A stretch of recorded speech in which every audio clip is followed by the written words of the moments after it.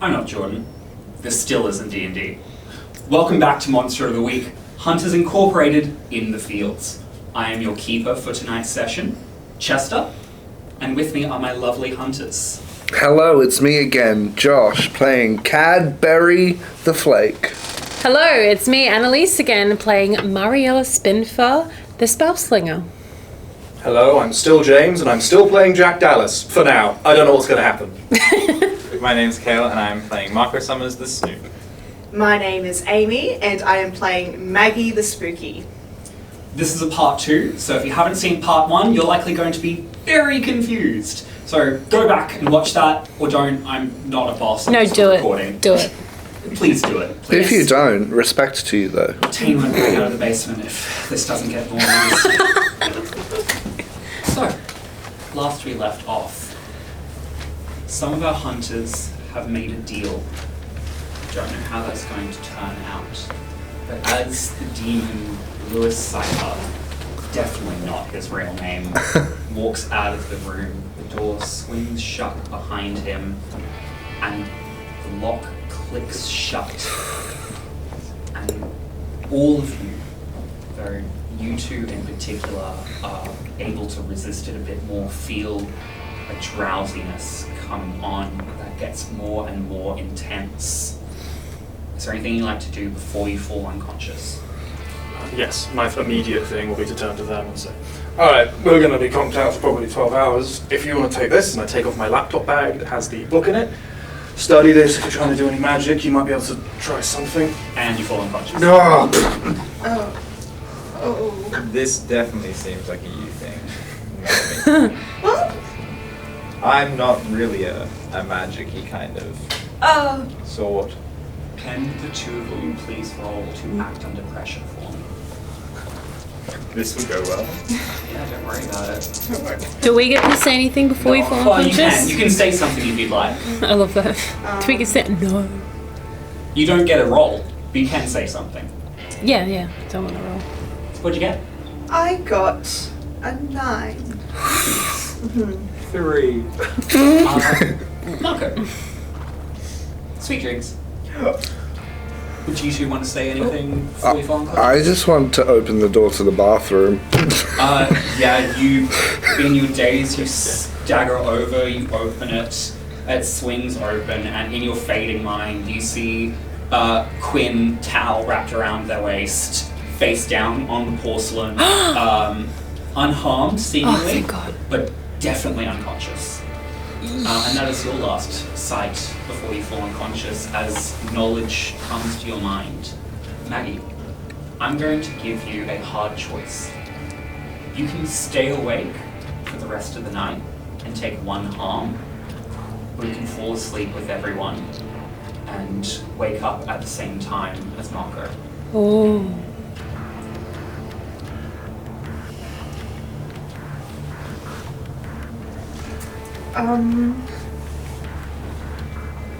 I'm gonna fall asleep.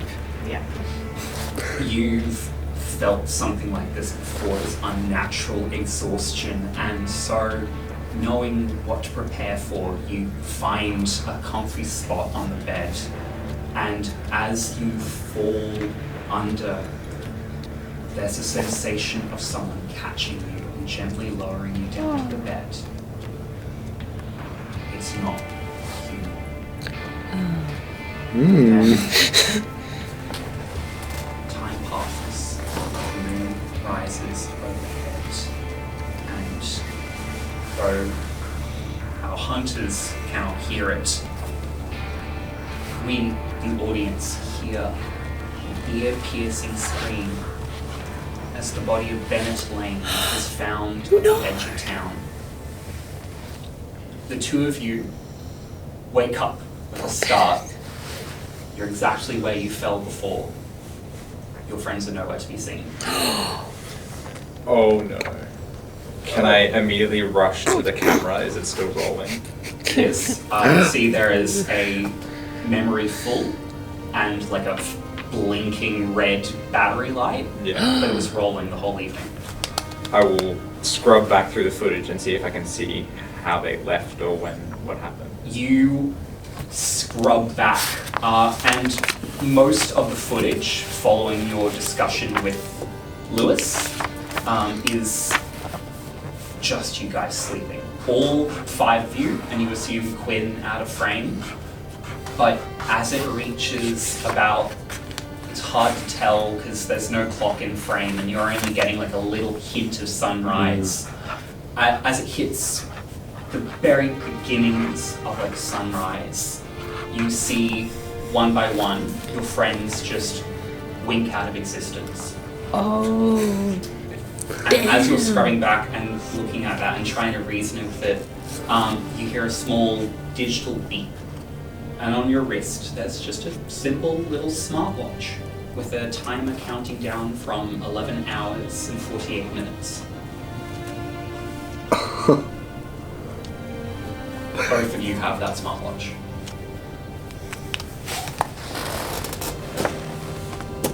This is not good. Oh dear. Have you seen anything like this happen before? Nothing. No? This is... You haven't personally dealt with demons before. If you could speak with Jack, maybe he could give you more insight, but... You have a suspicion, based on the wording of the deal, 12 hours of their time was a very literal... They're gone. And you know what the time limit is. Well, Right. What do we do? okay. Well, I think our first port of call is we should leave them a note if they happen to reappear back in the room. Yes, we'll leave them a note, but what do we tell them? Like, where should we go to the mayor? Should we go to the sheriff? Like, do we try and gather more information this time, or? Yes. I believe we should go to the mayor. I think. Okay, we will go to the mayor, and then we'll go to the sheriff. Let's maybe, I don't know if we'll probably come back here before 12 hours. It's a long time. All right, let's just head straight to the mayor's office. You leave a quick note for your friends and you rush off. Where are you looking for the mayor specifically? You visited the town hall, you know the bar, you know the festival site. She could be at any one of these. I don't believe you personally met the mayor yet. No. I I just think know their name. we should start at the town hall, or should we head straight to the festival site?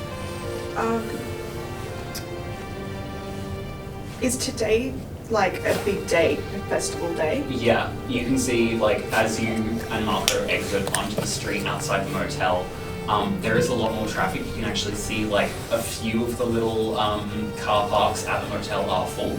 It seems like if there are tourists coming to this town that don't come for the full week, this is the day they come for. There are people, you can quite easily tell who's a tourist and who's a local based on the expression on their face. The tourists are bright and interested and looking around at all the colourful decorations, and the locals look nervous and haggard, and one or two of them share very somber looks with each other, but trying to put on a brave face from what you can see. Well, I believe we should visit the festival grounds. The mayor should be there getting ready for the big day. Yeah, I reckon that's a good idea. We will head to the festival. Yeah, you make your way there quite easily. It's a bit of a walk, and as you get close, you realise like there was a little car park off to the side. You didn't realise it was a car park yesterday because there were no cars in it. But now it's a bit more full, and the festival grounds are a bit more lively. There's music playing from a band on like a small stage off to the side. The Ferris wheel has actual music playing now, very tinny, orchestral, like circus music. And there are people bustling to and fro. You don't know what the mayor looks like, but you do know what Diane looks like. As you catch her talking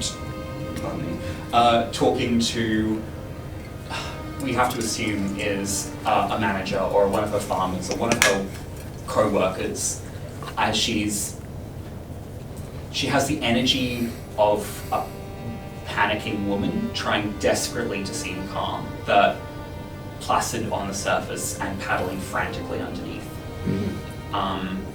Like a duck. Yeah, that you see Diane.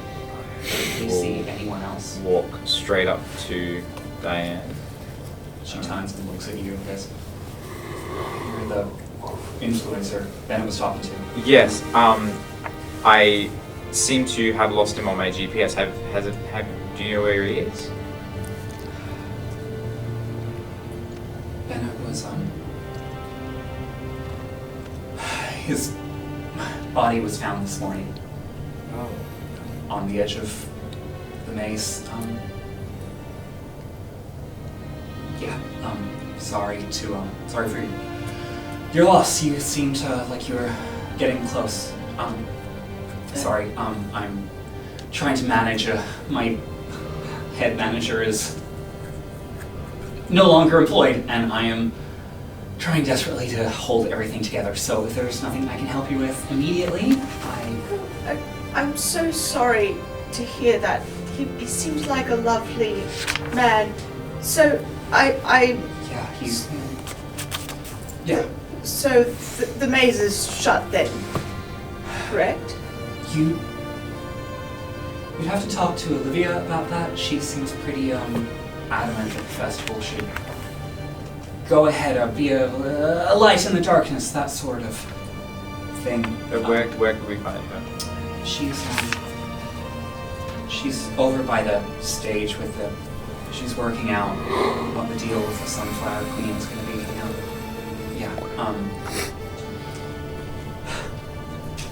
Sorry, it's a bit of a rough morning. It's alright, we'll leave you be. Yes. Marco, I need to speak to you.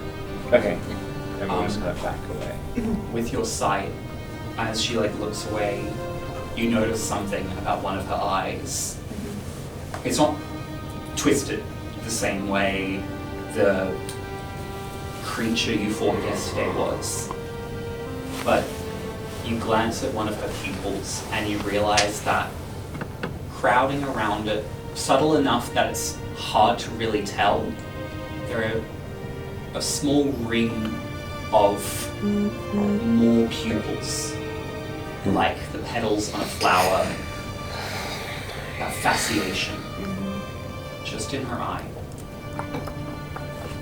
And as you catch that and you walk off, you go to what you assume has to be the staging area, judging by the dozens of young and teenage girls in sunflower-themed dresses and whatnot. And you hear a very urgent voice from inside, just, we need to keep this going, okay?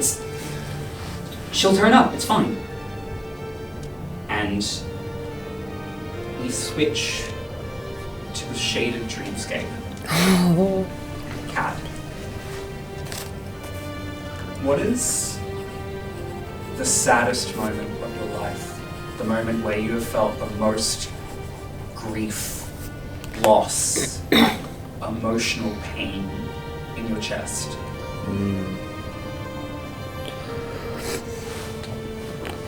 I think Cad has probably experienced a lot of that. I think he grew up without a ton of family. He lived with his grandparents, but never really talked to them. And I think all the way through school, there was only ever really one person he trusted, like a real good pal. And then when Cad sort of became obsessed with finding the intricacies of odd conspiracies and this sort of online world, that friend, I guess, sort of pawned him off as being a lost cause and cut all ties. And so I think the humiliation and the rejection from sort of the one person that he thought understood him growing up is the biggest moment in his life where he's sort of gone, oh, I'm on my own now, I have to make my own way. There's no one really looking out for me. Your at their funeral. It's open casket. You're in funeral attire, though you don't remember how you got here. You have vague recollections of shaking someone's hand, but you have a migraine. As you reach up to massage your head, you feel coiled wires intermingled with your hair. But after that fades, you walk forward and look in the casket. And it's your friend, but their face is corrupted. Not in the same way that you've seen with the fasciation, though that memory is hazy and indistinct, but like a visual computer bug corruption. Their face is staticky and jumping. And as the body in the coffin turns to look at you and goes, God, why did you lose yourself? You lost yourself online. I've lost a friend. You're useless. What do I care about you? There's a reason you don't have friends. And you hear whispering from the funeral goers of Cadbury, friendless, familyless. And as you turn, every single one of these people has that same digital corruption, except for one person standing at the back of the room, the man who offered you a job. And he slips staring at you with a look of resignation, and he goes, Hunters Incorporated, Come on, I'll tell you all you want to know. And we shift back to the scene of you two in front of the tent. This woman bursts out, dark brown skin, hair tied up in a very no-nonsense braid. She's like, I don't care. Evelyn will show up. She always does. We need to find a new sunflower queen. If she doesn't, it's fine. I'm sorry, this area's for sunflower queens and family only. Can I help you? My name is Maggie, and... Hello? Marco. Yes. Lovely to meet you both. Tourists, welcome to Sunshine County. Sorry, everything's a bit of a mess this morning. It's okay. Yeah, We're just a little bit concerned, for the safety of these young girls. I can assure you, we've taken every step we can. All these young girls are safe. You see, we were here yesterday for the festival as well, and we met a lovely gentleman by the name of Bennett. And we came back here this morning to say hello to him again, unfortunately. And yeah, may he rest in peace. We understand that the Sunflower Maze has not been closed because of this? Listen, I understand your concern, and I appreciate it, but we unfortunately have no evidence that anything in the Sunflower Maze, or indeed in Sunshine County, is a danger to its people or its tourists. And as your tourists, I understand your concern, but Sunshine County is safe. I would stake my reputation on it. I'm not the mayor from Jaws. I'm not going to keep the beach open. I understand, and the safety of my people is my top priority. What happened to Bennett is tragic and an accident, but there's no way it could have been anything in the maze with what happened. Oh, there's been so many accidents, haven't there been? Over the past few months, so many accidents. Just a few, but it's fine. It's Sunshine County is a prosperous town. My dear, just take a breath. I know you're stressed. And it would just be easier for all of us and for your city, for your town, if you stopped lying to yourself. Can you roll to manipulate someone for me? Plus charm. And because this is to prevent the vision, you get a +1. Oh my god.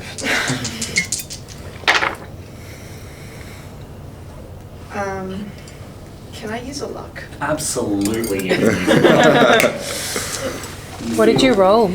A pair of hands. 7. Feel a pair of hands on your shoulder, and a voice whispering into your ear. And it's your own voice, but it's not. And without thinking, without really conscious effort on your part, you say, well, what about Evelyn? And Olivia freezes.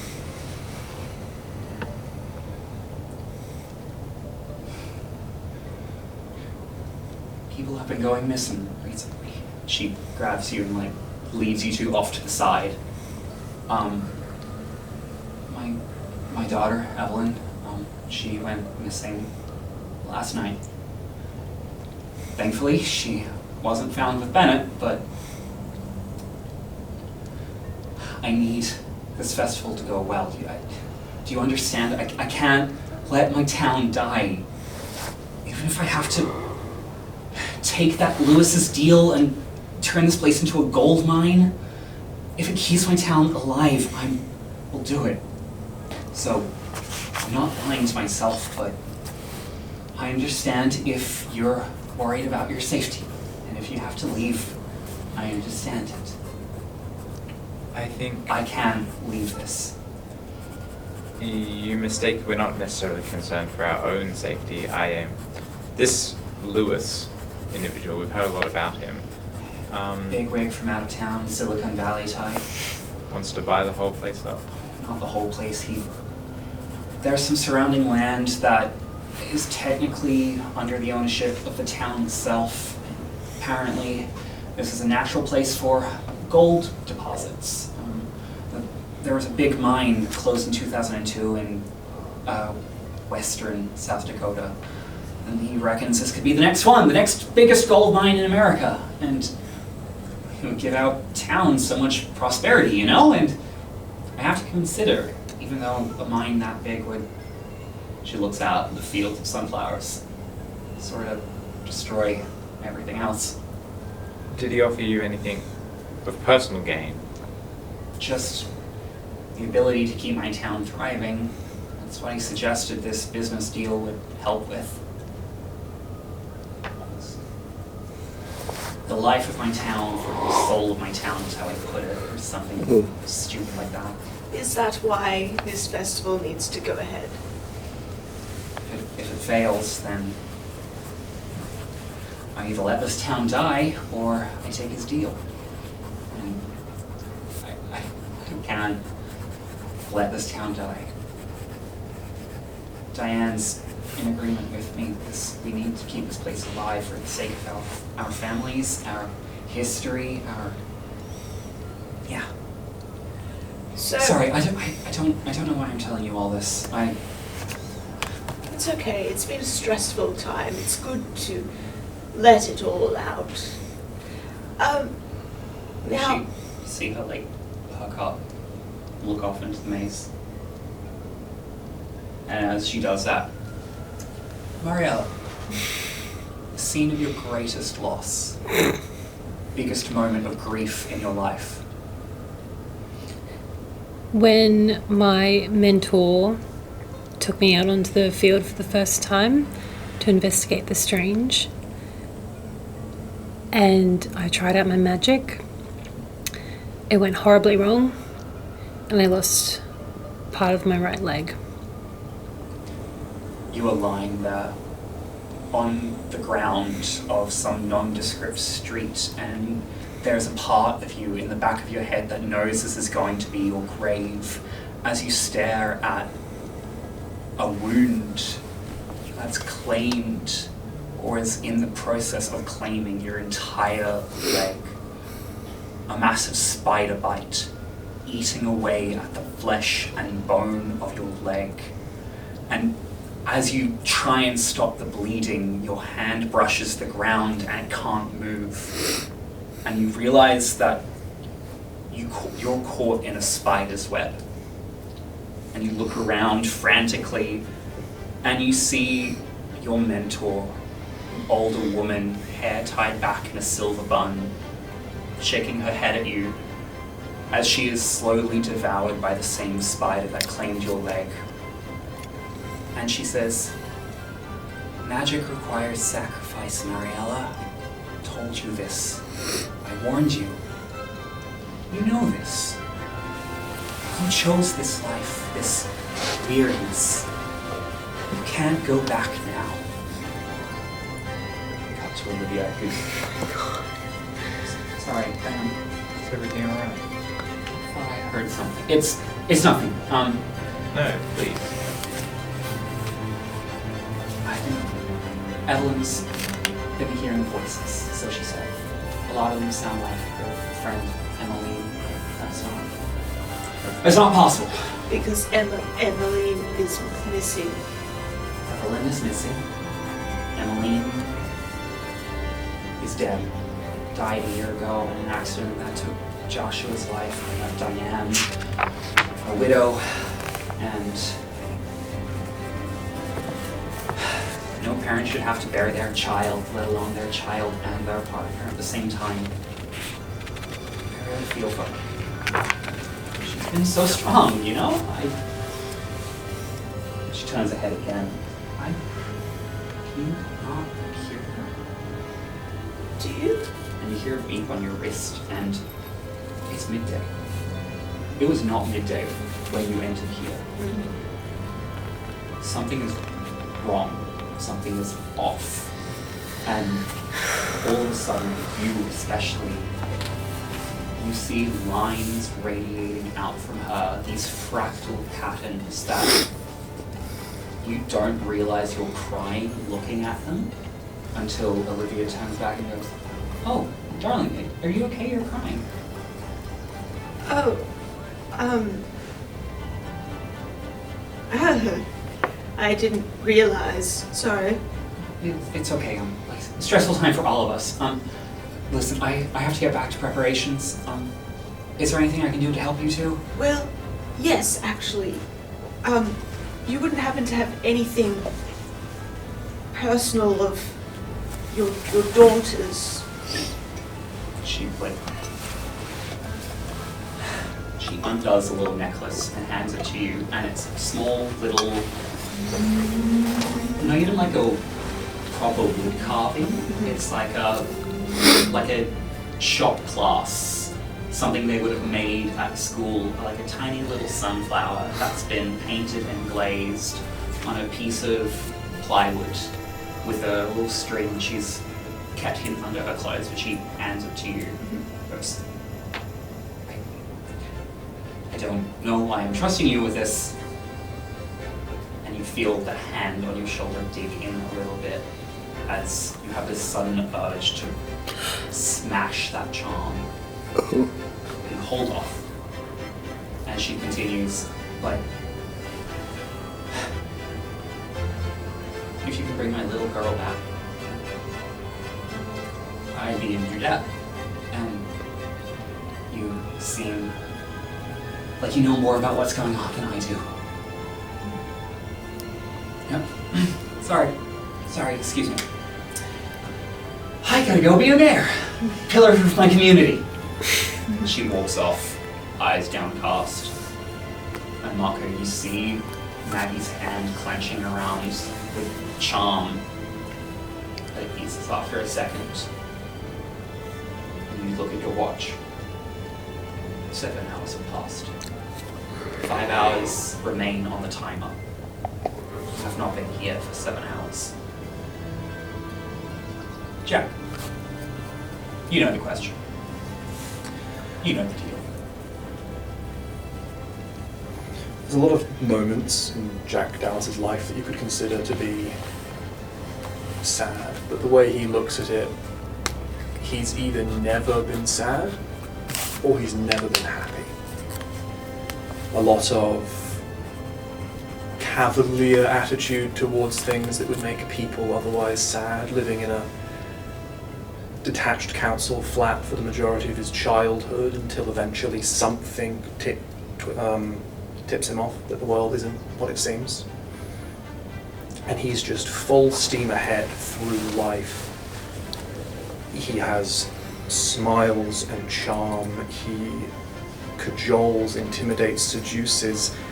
He gains power. He makes the system that he has discovered on his own work for him, and he's not willing to stop for a second until the blood comes out of his mouth for the first time. puts a finger on his gums, and a bit of a lip comes with it. You're in the doctor's office. Back alley. You're wanted by too many mundane police to go to a proper hospital. This guy has patched you up before. He looks at you with this really somber expression. He goes, Jack, I'm real sorry, but there's nothing I can do. There's nothing magic can do. That's bullshit, mate. We live in a world where gods, demons, and all that nonsense are real. Then talk to a demon or talk to a god. I don't care, but I can't fix you. No one can fix you, Jack. This is a hell of your own making. And suddenly it's Lewis, and he goes, but you have another 10 months to worry about that, don't you? Jack, don't you miss it? The criminal world. This grand little underworld of yours. Except now you're burning all your bridges, feeling that loss of everything that made Jack Dallas the notorious criminal he is. Not even you get it. I'm a figment of your imagination. You tell me. Burning the bridges, sure. Making a big splash with Hunter's Inc. But who do you think is tied closely enough to the worst of the worst, worse than you, who has to pretend he's the devil himself? Where do you think I'll find the answers that you would piss yourself to give? You'll have an eternity to find out, I guess. 10 months. I'm coming for you. Cut to you two. There's a heaviness in the air. It's cheery music, cheery decorations. The band on stage is playing a lively folk song, but there's an undeniable air of decreased energy, a heaviness that lays over everything like a thick burial shroud. It's undeniable. You both recognize it as grief, loss, pain, sadness. It's everything that's happened in this town over the last 3 months is painful. And you look around and you see that every now and then there's one person who's overcome with emotion, just standing at their stall or in the middle of a pathway. You see one pair of couple who seem to be locals just staring at the burning grill in front of them as whatever burger patties or sausages they're cooking for their little stall burns to a crisp in front of them, tears running down their face and sizzling into steam on the grill.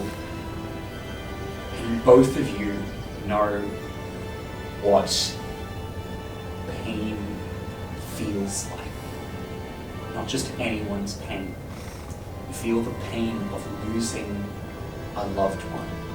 Someone you held so close to your heart is part of your identity. And without thinking, you look over and there's Diane sitting in a corner, staring at a small sunflower scarecrow doll, crying openly, unnoticed by everyone around her. The sunflower maze, can we see that from over now? You turn your head and are those sunflowers taller than they were before? Is that entrance narrower? Closer? You can see it. You see a happy family wandering in. Is there You haven't seen anyone wandering out. Is there any kind of like local or something that's at like at the entrance to the maze? There's a farmer in like sunflower patterned overalls, like a young girl clearly manning the stand. do you want to go talk to Diane? I'm going to see if I can make sure no one else gets in that maze. Okay, alright. Stay safe. You too. And I will sprint down to the entrance of the maze. This girl, you recognize her as the girl with the green hair from the bar, and she perks up and goes, "Oh, howdy! Welcome to Sunshine County. Sunflower Maze, Sunflower Festival. Can I help you? Sorry, I had a whole script and then I lost it. I know your face from somewhere. You're that Marco Winters, right? Summers, but yes, Oh. I work Where's with your boyfriend, the little guy behind the camera? Quinn Winters, yeah. Not my boyfriend, but My bad, I'm sorry. That's okay. Happens more than you'd think. I need you to do something very, very, very important. Absolutely. What can I do for you, sir? Cannot let anyone else in this maze. Can I still see the family? Family's disappeared behind a turn. Damn it. This maze, does it only have one entrance and one exit? Sorry, what's it, darling? I couldn't hear you. The entrance to the maze. Is this the only entrance and exit? Sorry, can you speak up? I'm having a bit of trouble hearing you. And as she turns her head towards you, you see she's wearing a flower crown, just like a normal flower crown. But the petals over her ear are spreading, spiraling, and fasciating. And as she looks back at you, you see that her eye, like cell mitosis, is starting to split. And in a moment, you realize two things. One, this is strange. Between her scrubs, her hair, her flower crown, you've met a dryad in the past. You know what they look like. Nature spirits that inhabit plants. Yes. You also know plants have been getting corrupted around here. She's like, sorry, Marco, you said something about mate. I couldn't quite. You said the words and they just slid right out. I'm afraid. No, that's I was a bit of an airhead. That's okay. And I will grab one of my cameras and I will put it right up in front of her and go. Oh, You need to. do you want me to sign a waiver or something? You need to come with me straight away from the maze. We cannot let anyone else in here. Again, she doesn't even seem to register that she's focused on the camera. I will say, can you roll act under pressure? I'm also using what does that feel like? When you put a camera or microphone in front of someone's face, they break off from whatever they're doing. Beautiful. Yeah. Yeah, that actually, helps. you're using a move. I won't make you roll. She's like, listen, I can't quite understand what you're asking. I can tell you about our maze, though. Yes, could you tell me back over here in the there's actually a whole group of people up near the Ferris wheel that want to know from me? all about. Yeah, exactly, just from you. Okay. And she gets up, and as you have that camera trained on her, we followed back to Maggie. Diane is staring at this doll that you recognize from the flyers, the town. It's very, very old. It's threadbare. One of the button eyes is missing, and it's slightly tear-stained from where Diane is crying onto it. Hello, Diane. Hey, sorry. Maggie, yeah? Yes. It's, sorry, today's been a bit... How can I help? I just wanted to see if you were okay. No, I know. I'm not. It's all getting to me, and you watch beeps. 30 minutes. Diane, looks at her watch, and then looks up and goes, man, time's flown today. Could have sworn it was this morning. Sorry, I must have gotten lost in myself. She wipes away tears. Can I help you with anything, darling? That doll of yours, Yeah. did it belong to your daughter or? You see, a sob catch in her throat. Yeah, Joshua made it for my Emmeline. It's actually, this is what we based Mr. Sunny Patches on, our little mascot around the place, who sort of became the face of our flowers. It was, yeah, it's hers. It looks quite old. Yeah, it was made it for her when she was a baby. So. We'll be turning 12 soon. Looking at the doll, can I see anything strange around it? This doll thrones with power.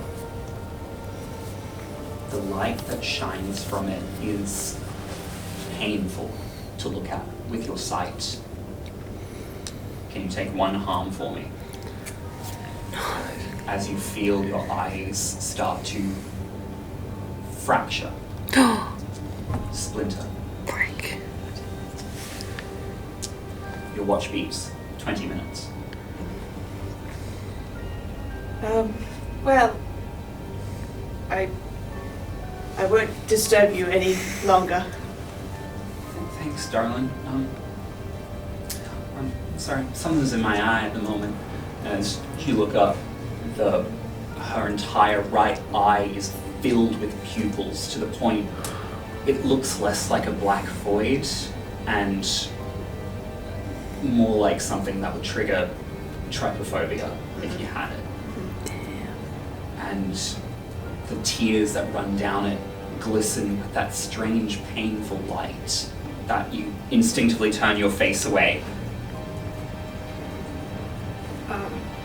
The camera pulls out slowly to reveal the sunflower maze, twisting, spiraling, fracturing into fractal shapes and pathways.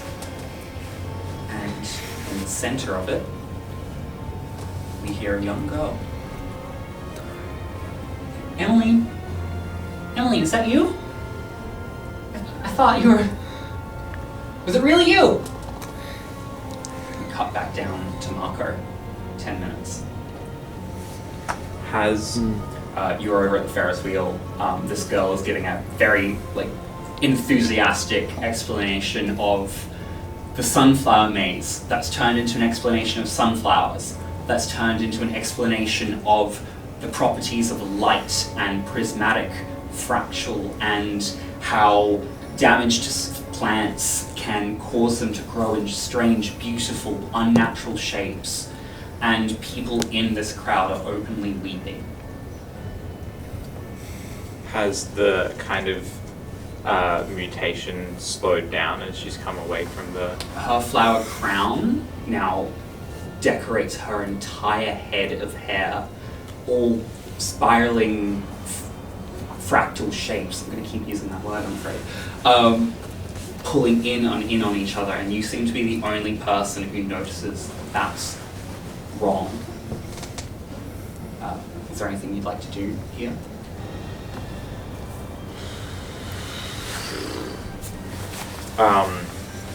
I guess I will, now that she's kind of away, I will go, as soon as I've gotten her away from it, I would have just basically replaced her at the front of the maze and not let anyone in.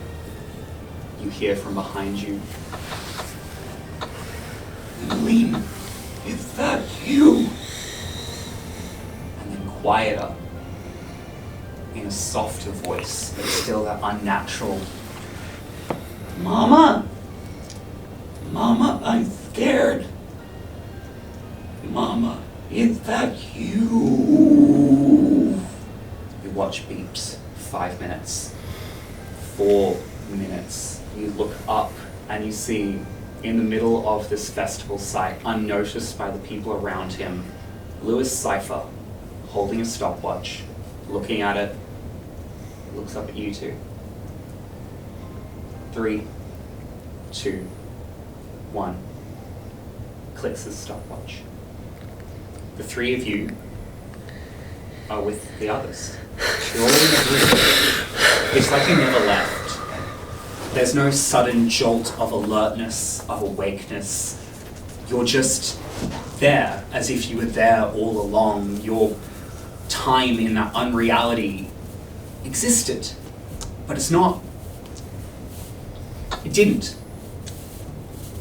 you have the world's biggest headache as you are overcome by information that floods your brain that you are not capable of handling yet.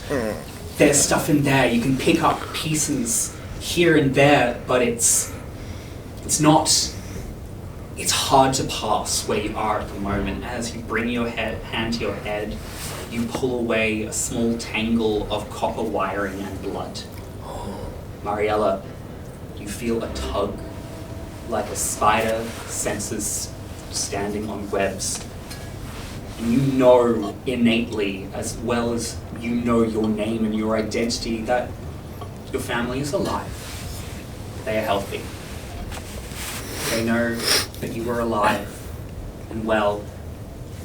They know with certainty clouding their thoughts and ice piercing their veins that you are in danger. Jack, you have a small handwritten note in your hand that says, I owe you 6 months.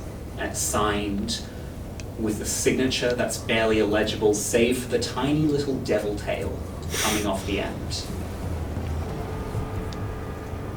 Quinn is in love with you. He has been this entire time. That's why he sticks around, knowing that you probably don't reciprocate, but this is the only way he can be close to you. And as Quinn, still out of it, makes eye contact with you, he realizes that you know, and his face falls in heartbreak.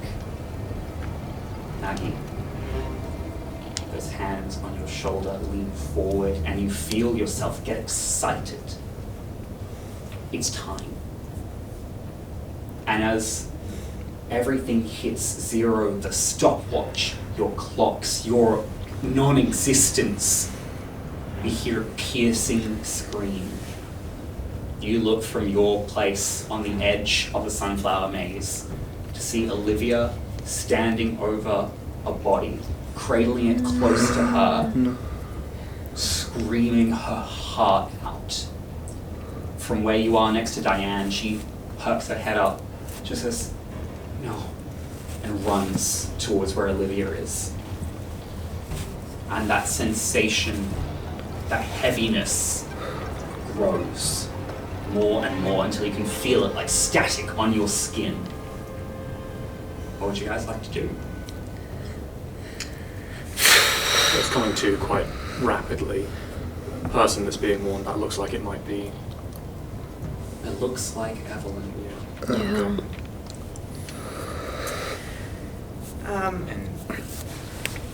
As I'm kind of just looking around, taking all of this in, I'm thinking about the light that I've been seeing, the doll, this charm in my hand, things like that. I'm trying to piece things together. Am I seeing a pattern? Can you read a bad situation for me?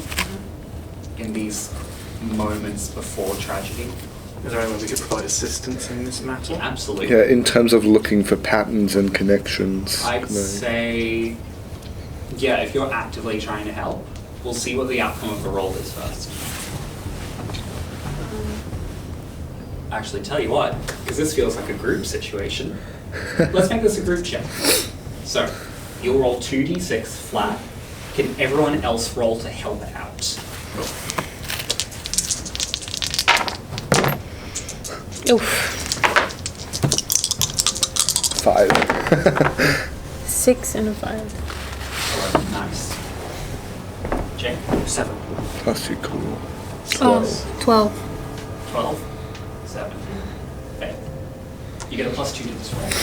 Cool. So that's 7, 8, 9, 10, 11. Beautiful. You can ask me one specific question about this bad situation. Or 2 general ones. Yeah. What are you looking for specifically?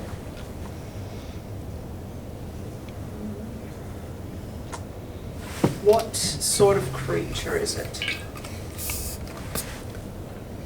You've dealt with demons in the past. You know that there are the civil ones, like Lewis, And then there are the uncivil ones. Creatures of pure emotion, forces of nature, uncontrollable but able to be pointed in the right direction. You feel copper on your tongue as a taste of blood fills your mouth as you innately know the grief you've been feeling is the demon. It's not the sensation of grief, but the being itself weighing down on you. And as you have this realization, you see Diane come over and she puts a hand on Olivia's shoulder, and all of you crowd in, as many onlookers do, to see Evelyn's body is not fasciated. It's not corrupted or twisted like any of the others were. It doesn't look anything at all like the creature you fought in the fields yesterday. But it is damaged. It looks as if she's been in a horrible accident involving farm equipment, maybe.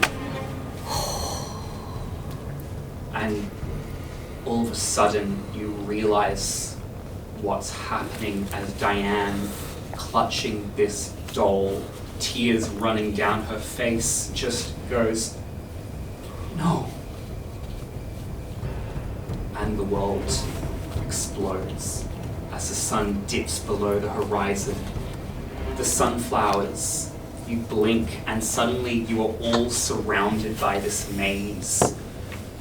The sky overhead is a tinted dark reddish yellow, like sunset if sunset could curdle. The flowers around you are not bright, they're not welcoming, they're not looking at the sun, they're looking at you. And all of you feel grief and pain and loss familiar to those of you who are in that unplace as you hear a creature go, "I see you." And from out behind the fields, a little stuffed hand appears and fractures, wood splintering through, landing in the ground as a monster pulls its bulk along. And you see a corrupted scarecrow, button eyes turned into glossy black pits of darkness, stitched mouth torn open to reveal undulating sunflower seeds, turning in on themselves in fractal teeth, rows and rows, descending into an infinity that hurts to look at. As this creature, taller than a mountain and yet as small as a lost child, breaks reality around itself, looking around at its victims as it claims its domain. And then its eyes settle on your group. "I see you. And those." And Lewis Cypher, from his position beside you, said, "Now, I said I wasn't going to harm you folks. I'm holding true to that. But my buddy Penthos here, well, he's been setting this up for quite a while." Shame about the kid. Shame about everyone, really. But, you folks have fun, and I'll come back to pick up pieces. Enjoy your information and all that jazz. Later. And he takes a step back into the sunflowers and disappears. The information that they acquired via the Read the Bad situation, do we know it? Because Yes. it was a group check? I'd say everyone knows that. And you, especially now that you can see this thing, you know where that grief is coming from. I don't take out a gun. I don't take out a scythe. You know what I'm going to do. I'm going to turn to Diane? Diane. Nowhere to be seen. Damn it. It's the six of you in this sunflower maze, alone. where you can hear cries of alarm and terror and shock. And Quinn reaches forward and grabs your hand, Marco, and there's that second static shock. And as you turn and look at him, again, that crisp knowledge of every emotion he's ever felt for you. He goes, "We should probably, run and plan, right?" We need to find Diane now. Yeah, okay, that way! And he starts running. Alright, I'm going to be sprinting as well. As I run, I will probably just say... I was about to say, the floor is yours. What do you guys want to do in this situation? Combat magic. Yeah, you want to attack? I'm gonna drain the life from his ass. Beautiful. Don't take it that way. Oh my god, okay. How are you doing that as you're running? Well, there's this big giant scarecrow thing. Mari's just kind of standing there just in shock, and then everyone's running and she's going, "Oh, okay, I guess we're running." But her instinct is to get rid of this thing before running away. So I'd like to do missile as my base and necromantic as my effect. Roll to kick some ass. And add plus weird plus because of spell slinger. 3 plus 3 plus 2. So 8. Mm-hmm. Wonderful. You deal harm and take harm in return. You Damn it. reach out and you pull at something, the spiderweb strand that appears in your hand. And as you tug on it, there's this pulse of energy coming from it to you. Damn it. Remind me the tags on that spell. Your damage tags. You have either bolt or necromantic. Is that correct? Yeah, I'm using necromantic. Necromantic. It's missile.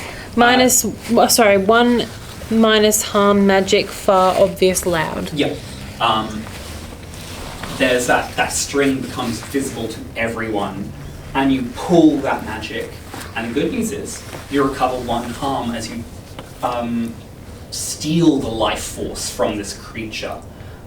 Unfortunately, there's a second light that pulses down that string and crashes into you, and your hand splinters apart ever so slightly. Not enough to change it, but you can feel changes happening as you take 1 harm. Ignore armor. Ignore what? 1 harm. None of you have armor. Don't worry about it. You take 1 harm. And you're all running. And as you take that, you heal and then get damaged in that same moment as clearly this creature's corrupting influence is working its magic on you, just as you're working on it in return. As Quinn's running, he's like, "Any bright ideas?" Fine, Diane. I need to talk to her. I can suppress her grief, and then we can figure something else out. This is clearly all happening because of her. Yeah, sure. That's plan A. Let's go. How are we going to find her? This is a giant maze. Do we know... Yes. Hello. Yes, it's me back. Somehow keeping up Hello, with Maggie. it. God, you're full streets. We got the taser to your back. You have a walking cane. You're fully holding it in the middle as you run in this dead Walking sprint. cane's to Oh my god. I'd like to use hunches when something bad is happening somewhere that you're not. Hey, listen.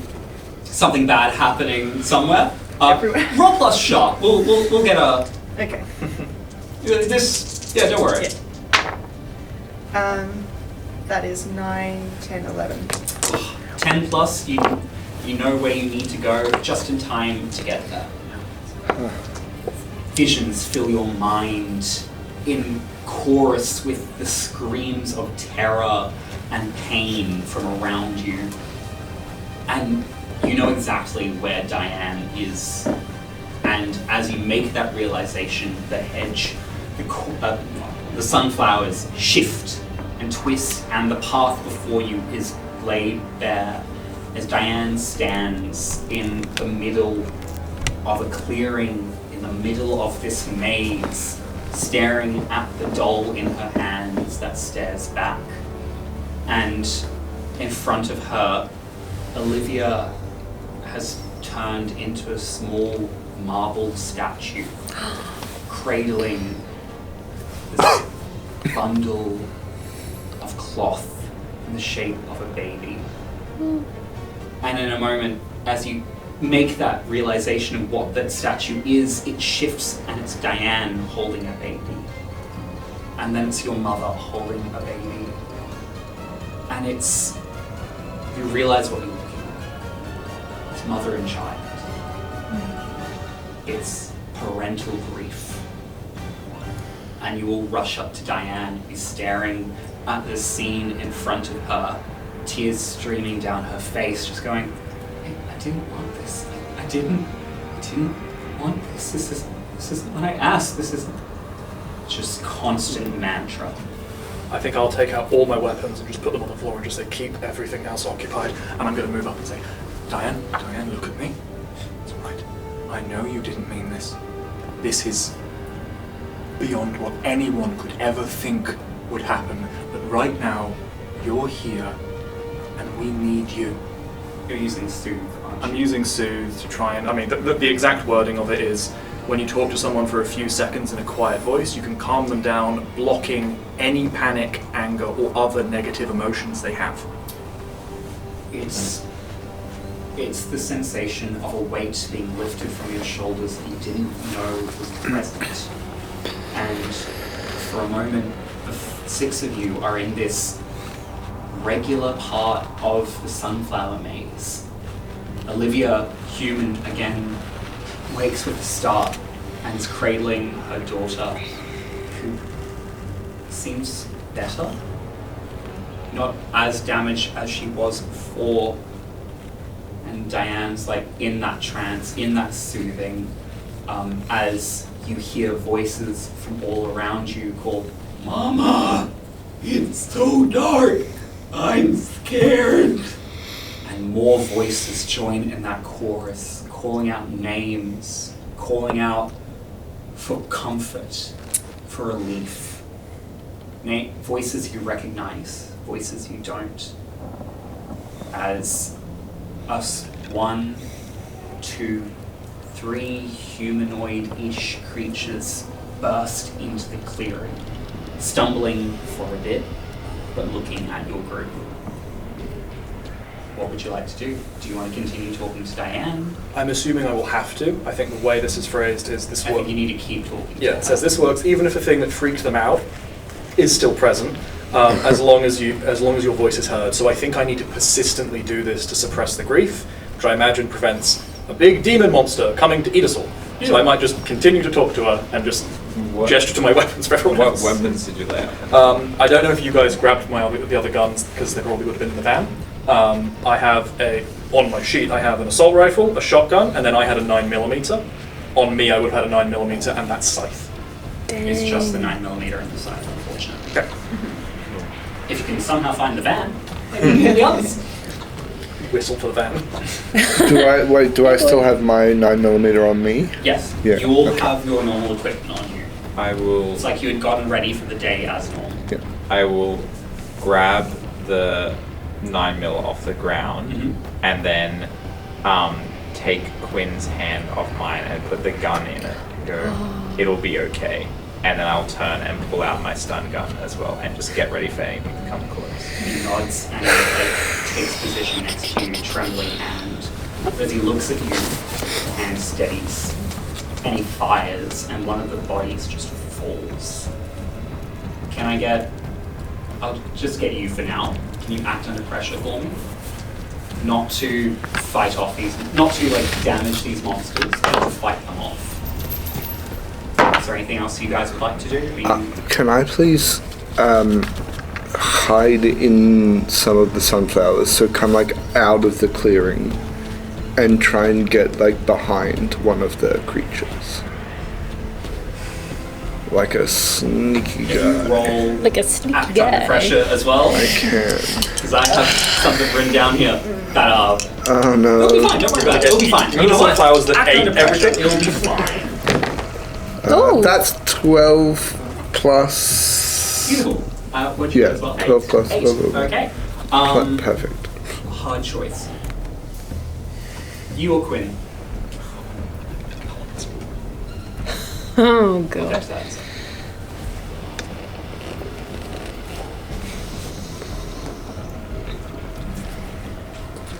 Me.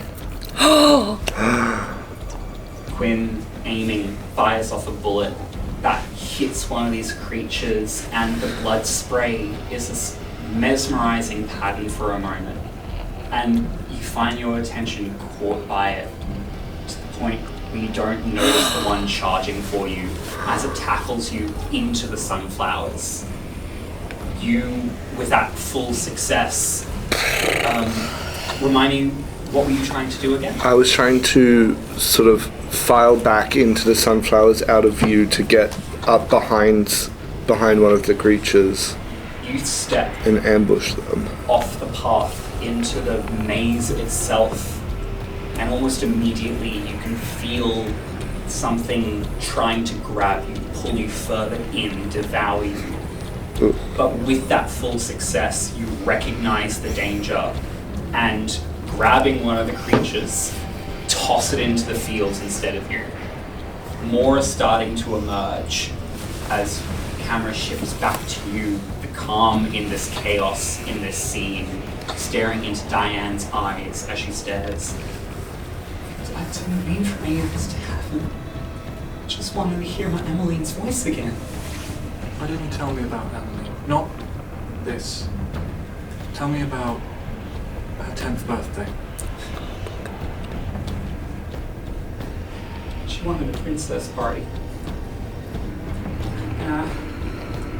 She wanted to go with Milan. She was so proud of her heritage on her grandma's side that I couldn't say no. Milan's not a princess, but I'd do anything for my girl. She and Evelyn were inseparable. It was a nice day. Joshua took all the pictures. It was beautiful. Can you roll to use magic? Mm-hmm. Yep. Tell me the result. And everything else is on my end as you're starting to use big magic. Big magic. Alright. This is with weird? Plus weird, yes.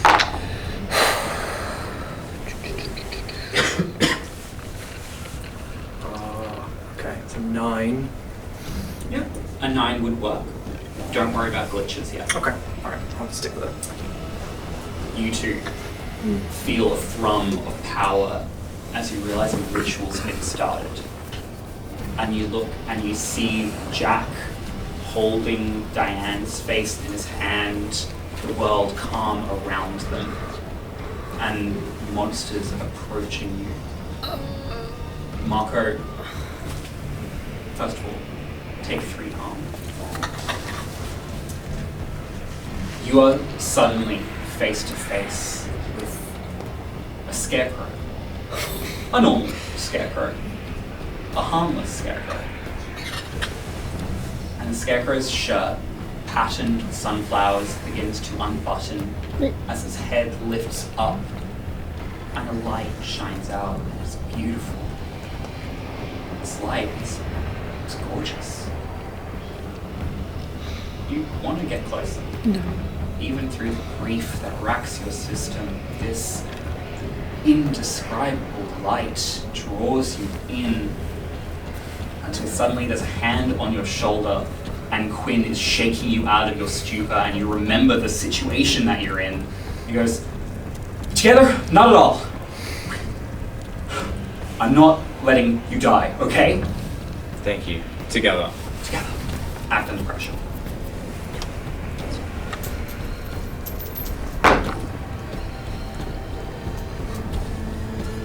You have one more love. I'm gonna have to use it, because there's a 6 otherwise. In that moment, you feel a future get cut off. You don't know how, but you know you won't ever get that quiet life again. But holding Quinn's hand, this boy will stick by your side no matter what, the two of you run through the fields, away from the scarecrow, away from the monster in the sky, And you know as long as you're running, you're safe. We cut back to the scene in this clearing. Diane is losing the train of thought of the story. Does anyone want to involve themselves in the ritual? Or does Jack want to go it alone? Did Marco just run off and leave us? Marco was dragged off. You bastard. To be fair, it wasn't his fault. Oh my god. Okay, so yeah, how can I'm we get not involved sure. in it? I'm not sure Cad has much capability to help with rituals. Yeah, I can. There is He's information not- in your head that you didn't know was there. Oh, that's true. I can Yeah. scan my secret knowledge. I think so. Okay. Yeah. Yeah. Oh, I have it. I'm happy with my book. Yeah. I just want to pass it on to someone. Or is me having the book? You need to read it to get a +1 on any use magic rolls. You get a forward to using magic when you study it, so I don't study It as would like- take a moment, Yeah. so Might be if you awesome. wanted to read it while someone else acted, I'd be happy with that, and you would get a +1 if you joined in the ritual a little bit later. Does Murray Okay, know what yeah. this ritual is? Rituals are weird. Yeah. You know that it's a ritual Yeah. to change something about this place, about this connection to Diane specifically. Yeah. What form the ritual takes depends on how the witches or magic users, how the strange interact with it.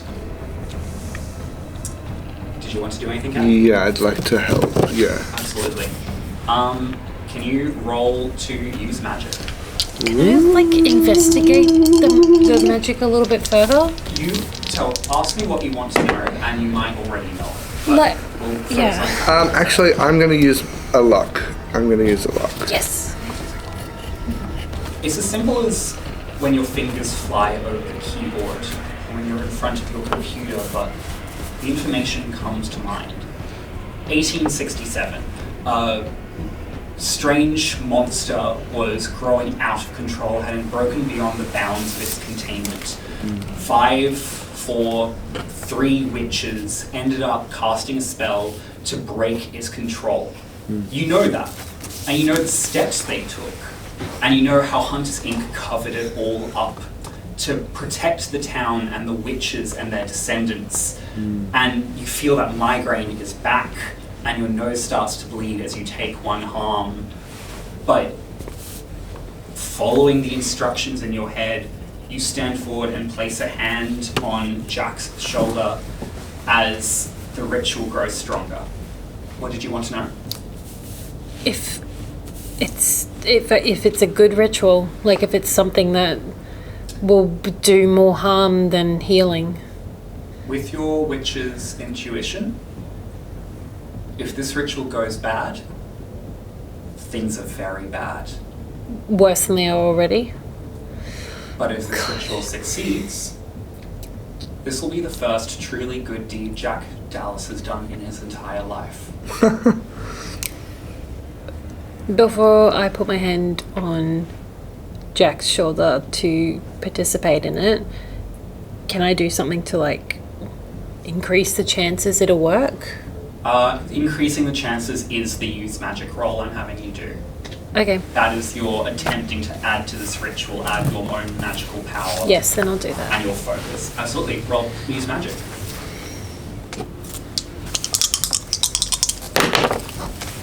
5 and a 3, 5, 6, Plus 7, you 8, two. 9, 10. Beautiful. Another hand on your shoulder, Jack, as Diane continues to tell you about Emmeline and about Joshua. And then this man came. He said he could help me hear Emmeline's voice again. The anniversary was coming up, and I didn't want to be alone on her birthday.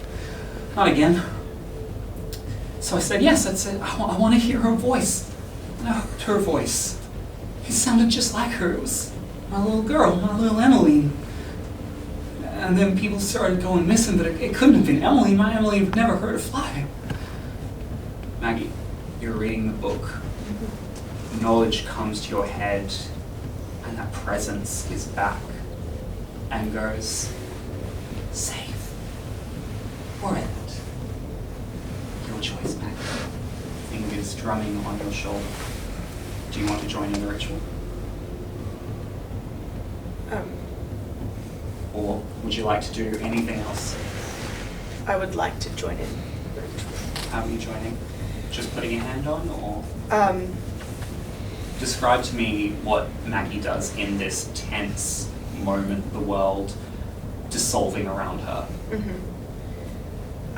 Maggie puts a very firm grasp on Jack's back, and she connects with that other strange realm that she is so used to seeing around her, and drawing on all of her experience in her very long life to give her power and magic and strange over to Jack for him to use. Roll use magic for me, plus weird, and you'll get a +1 from the grimoire, and a +1 to prevent the fate you saw in your vision. Awesome. Okay, so that's 7, 8, 9, 10, 11. Yes. You feel a hand layer over yours, and Jack, more power, more energy flows through you. Some of it dark, some of it warm. You taste copper, not blood, but copper wiring. You feel the hairs on your arms lift as spiders crawl up and down your shoulder. You feel doom coalesce around you. And in the corner of your vision, you see Lewis glaring at you. I give him a wink. What do you do? What do you say to Diane? I look at her and I say, there are times in life where we get lonely. There are times in life where we're happy and we desperately want to cling on to those good things, to remember the smiles and the joy. But this isn't remembering. This isn't healing. This is festering. This is leaving the wound open for the carrion to come and pick at. Life is stories. Some of them end unfairly too soon, and some go on. But there's one thing in common with every single one. They all have to end. And it's time to close the book. Dan's eyes, though red from crying, are no longer dripping tears. Her pupils back into one perfect circle. She stares at you and at your friends and at the chaos around her. Her gaze shifts to Olivia over the body of her daughter, and it's like a rubber band snapping from the tension that's been placed on it. As Diane Lee says, I break the deal. Sunlight. The 6 of you are in the sunflower maze. The sun is normal. It's midday. It was dusk last time you checked.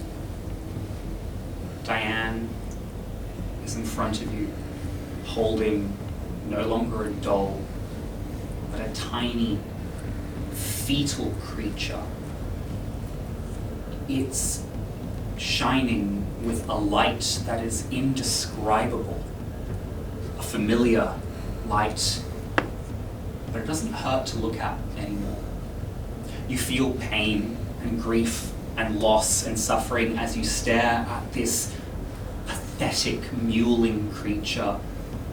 As Diane stares at it and says, "You're not my Emmeline." She drops it to the ground and walks away.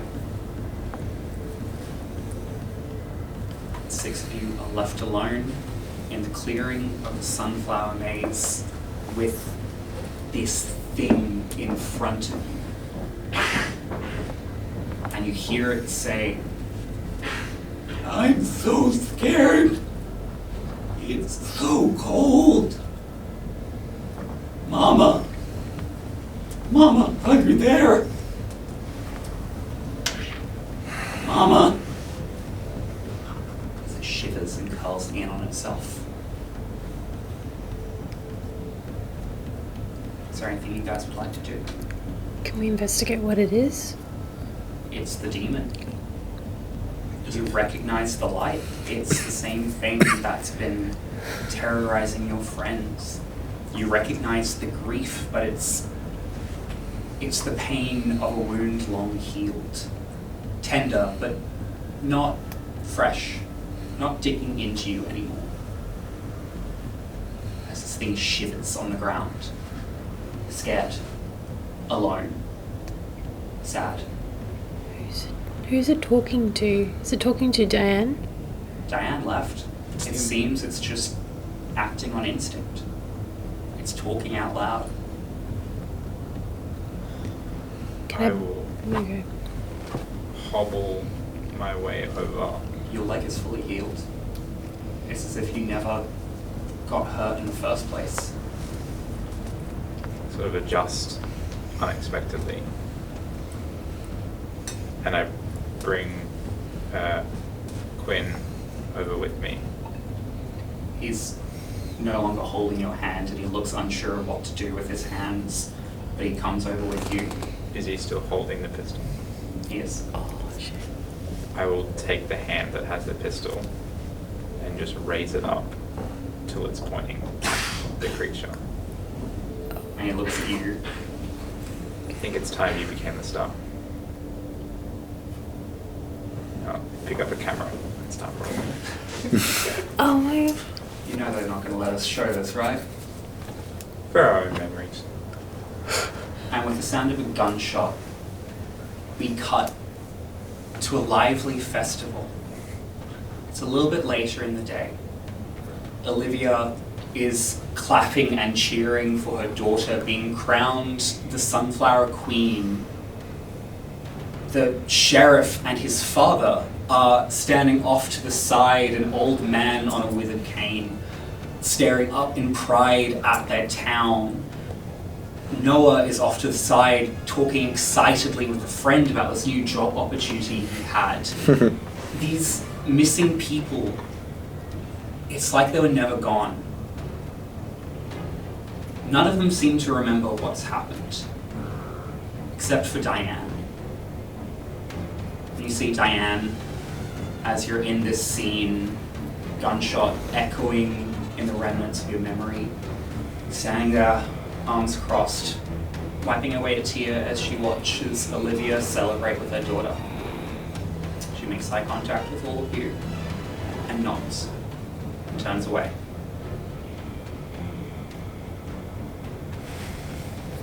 That wound has gone untreated for a long time now. Take 4 harm for me.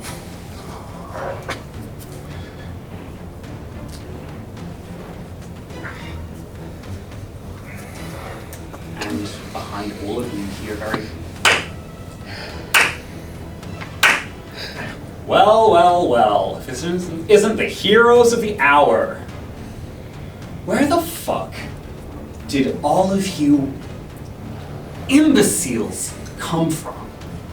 And you turn and it's Lewis, smartly dressed, pissed off beyond recognition. I was this close to harvesting an entire town, wiped off the map. Do you know how much I could have gotten from that? No, of course you don't. You're all stupid. You don't understand what's at play here. Do you know how much effort it took to bring that thing up? To bring that thing over?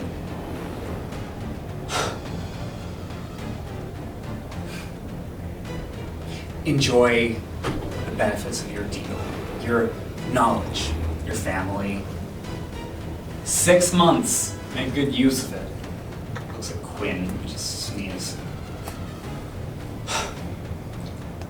I'll be seeing all of you at some point.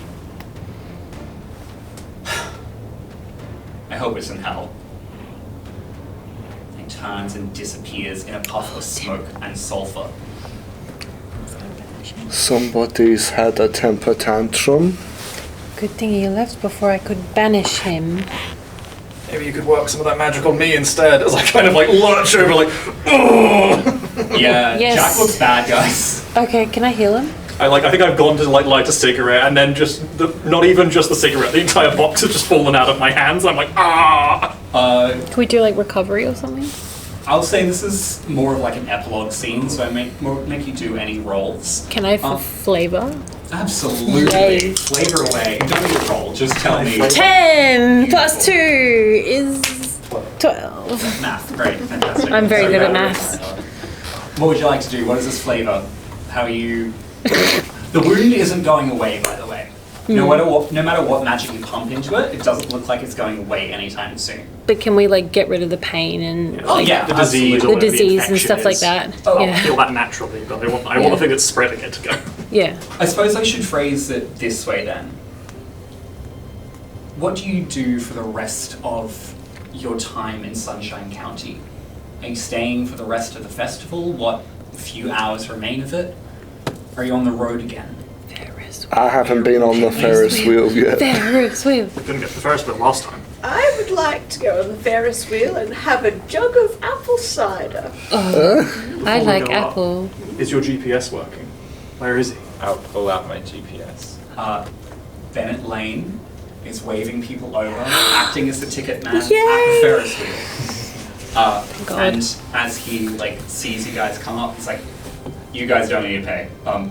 Real big fan. Lane, okay? On the credits, like I can give you my like contact details if you want." Gotcha. And Quinn's like, "Okay, yeah, sure." And like takes him off to the side as 5 of you, quickly joined by Quinn, are joined in this Ferris wheel seating. And with a small lurch, you are raised into the sky and you see sunflowers spreading out as far as you can see, bathed in the light of the setting sun and the harvest moon. The pain and grief and loss you felt is still there, but your wounds are gone. You are all alive. And in this moment, that's what matters. Is there any discussion you want to have at the top of the Ferris wheel? Any closing thoughts to each other?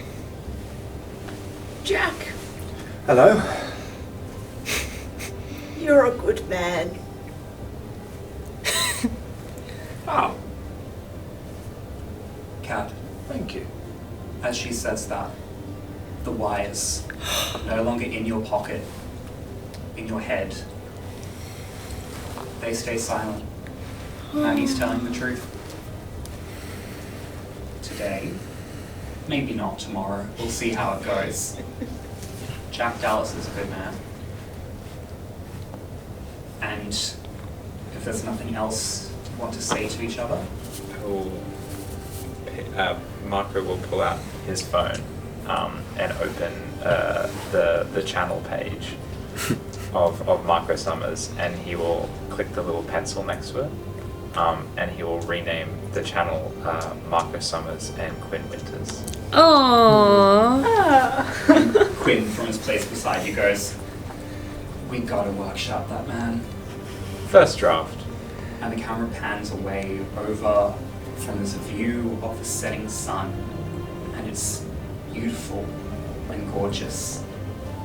And then the image distorts slightly until we're peering at a pool of water, showing 5 hunters plus 1 congratulating each other on a hunt well done.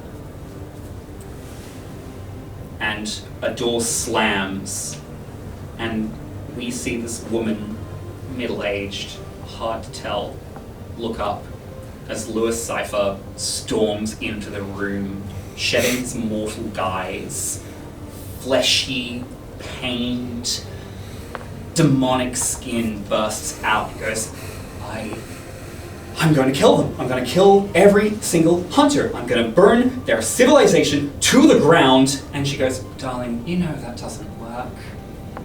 Listen, you did well, but you're not exactly a practiced hand. And the camera turns to face this old, wizened woman as a spider scuttles up under her hair and into the darkness. As your mentor goes, I'll just have to show them what a real witch can do. And we're going to end it there. Thank you so much for being part of this spooky Halloween special by Roll for Roll. Once again, my name is Chester. It's been a pleasure to be your keeper tonight. Thank you so much to my lovely hunters. Josh, Annaliese, James, Cale, Amy, you've all been fantastic. I love playing with you.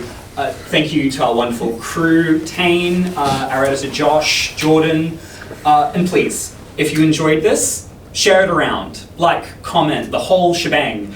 Like I said, if I don't get enough likes, Taine won't let me out of the basement. I need out of the basement. Probably. I don't know. I haven't actually looked at my contract. If we let you out of the basement, how are you supposed to continue writing cool shit like this? If you let me out of the basement, I'll write more stuff. There you go. If you enjoyed this, please let us know. I loved telling this story tonight. I loved my fellow storytellers. And I would love to tell another one for you in the world of Hunters, Inc. Thank you so much. Have a wonderful, spooky evening. Be good people. Leave the world better than you found it. Do no harm. Remember to smile.